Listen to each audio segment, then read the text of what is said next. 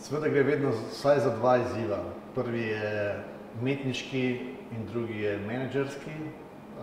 Umetniški je ta, da narediva program, ki je razborljiv, ki je celovit, ki je zanimiv ne samo za ljubitelji džezovskih glasbenih praks, ampak nasploh za ljubitelje glasbe, kar ti gre za festival. Menedžerski izziv je pa seveda ta, da je ta program toliko zanimiv za občinstvo, da z njim uspemo pridobiti zadostno število prihodkov od prodanih vstopnic, kajti to je ena od bistvenih stvari pri organizaciji in izvedbi festivala. Drugače pa je program pravzaprav work in progress. Sestavljanje programa se nikoli ne konča in nikoli ne začne. Seveda se konča s tem, ko se konkretno za določen festival oblikuje dokončen program, ampak to še ne pomeni, da v tistem trenutku ne poteka že razmišljanje za naprej, kam lahko gremo naslednje leto, v katero smer in tako naprej. V tem smislu komunikacija s Pedrom poteka nenehno in se nenehno pogovarjajo o tem, kaj bi bilo fino narediti v prihodnosti. Najlepše pri oblikovanju programa Ljubljanskega jazz festivala je ravno sodelovanje s Pedrom in to je tudi tista posebnost, ki Ljubljanski festival razlikuje od drugih jazzovskih festivalov.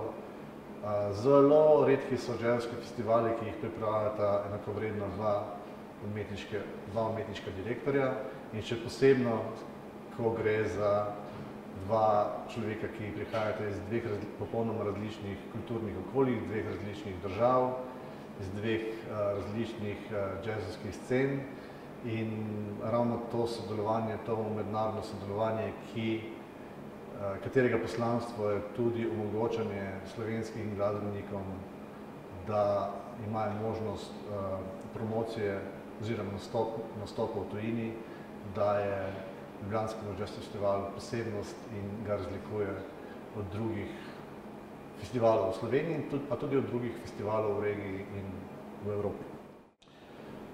Jaz seveda maram jazz. To je moja najljubša glasbena zvrst. Moj prvi festival je bil jazzovski festival leta 1982, ravno Ljubljanski jazz festival.